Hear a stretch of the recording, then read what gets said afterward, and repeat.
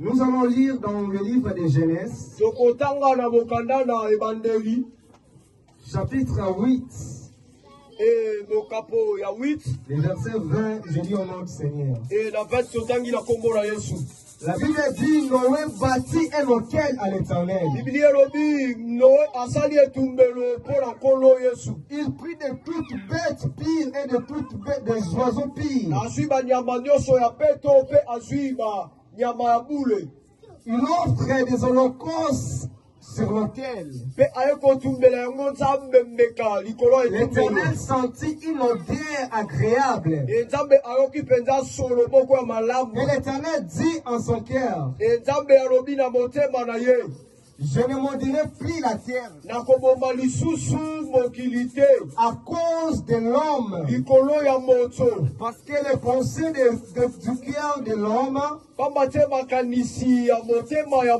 sont mauvais dès sa jeunesse. Et je ne frapperai plus tous ceux qui vivent comme je l'ai fait. Est-ce qu'on peut acclamer pour la parole de Dieu? Alléluia. Amen. Là maintenant nous voyons Noé. L'homme qui fit trouver grâce aux yeux de l'Éternel. Quand la colère de Dieu se révèle du ciel, et la Bible nous dit ceci, Dieu a décidé de détruire l'humanité. Tout cela à cause de la méchanceté des hommes. Mais il y avait un homme qui fit trouver grâce aux yeux de l'Éternel. Son nom était Noé. Alors Noé a été établi comme un prédicateur de la justice. Et lorsqu'il prédit les choses qui vont arriver, les autres se murmuraient et les autres se moquaient de Noé. En disant que c'est un soulard. Mais cependant, Dieu avait voulu frapper le monde entier. Après la construction de l'arche, et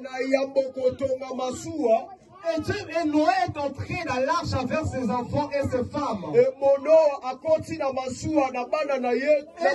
Et des femmes de ses enfants. Alléluia. Alors, quand Noé est entré dans l'arche, la Bible dit que Dieu ferma l'arche. Et quand Dieu a fermé l'arche, c'est maintenant là que tous les choses s'ouvraient maintenant. C'est un peu drôle. Quand il plaît pour la première jour, je pense que les gens qui étaient en ce temps-là disant que non, ça va cesser.